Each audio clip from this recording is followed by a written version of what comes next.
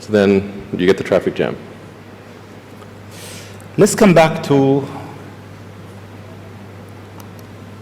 UAE and Dubai. The first time I met you, it was 4th of June 2015 at your office in SpaceX. And I asked you, would you have a presence in UAE? And your answer was, I'm busy with China. Maybe not in the near future. Yeah. And almost a year and a half later, we are here. Time goes quite fast. Yeah. Why now? Well, I think actually things are going reasonably well in China. We had some initial challenges figuring out charging and service infrastructure and various other things, but now it's actually going fairly well, and so the timing seemed to be good to really make a significant debut in this region starting in Dubai. Okay.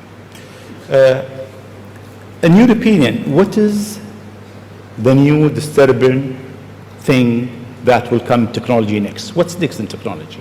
What's next in technology? That will disturb the way we live, the way we think, the way we do business. Well, the most near-term impact from a technological standpoint is autonomous cars, like fully self-driving cars. Like I said, that's going to happen much faster than people realize. It's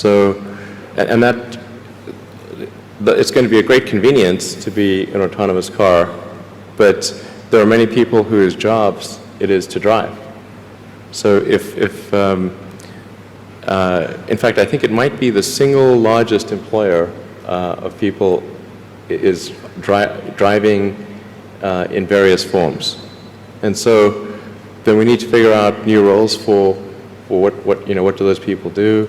But it will be very disruptive and very quick. Now, I should characterize what I mean by quick, because there are quick means different things to different people. There are over 2 billion vehicles in the world, approaching 2.5 billion cars and trucks in the world. The total new vehicle production capacity is about 100 million. Which makes sense because the life of a car or truck before it's finally scrapped is about 20-25 years. So the point at which we see full autonomy appear will not be the point at which there is massive societal upheaval, because it will take a long time to make enough autonomous vehicles to disrupt employment. So that disruption I'm talking about will take place over about 20 years. But still, 20 years is a short period of time to have, I think, something like 12 to 15% of the workforce be unemployed. Yeah, thank you. This is the largest global government summit. We have over 139 government here. If you want to advise government official to be ready for the future, what is 3 things or 3 advice you'll give them?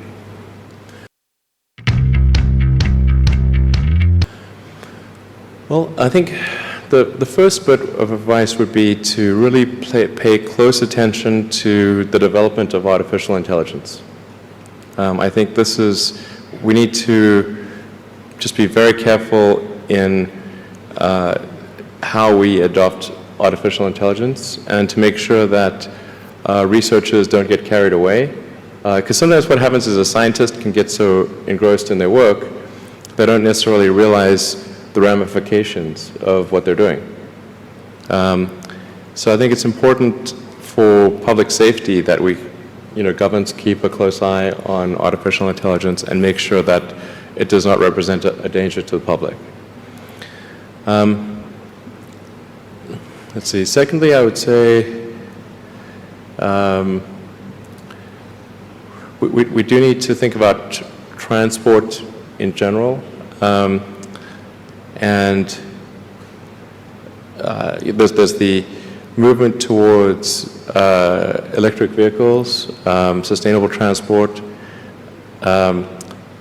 I think that's going to be good for many reasons, but again, not something that happens immediately. That'll happen slower than the self-driving vehicles. So that's probably something that happens over 30 or 40 years, the transition to electric vehicles. So thinking about that in context, the demand for electricity will increase dramatically.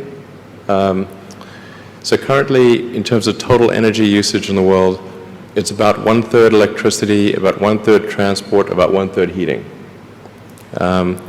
So over time, that will transition to almost all, not all, but predominantly electricity, which means that the demand for electricity will probably triple. So it's going to be very important to think about how do you make so much more electricity.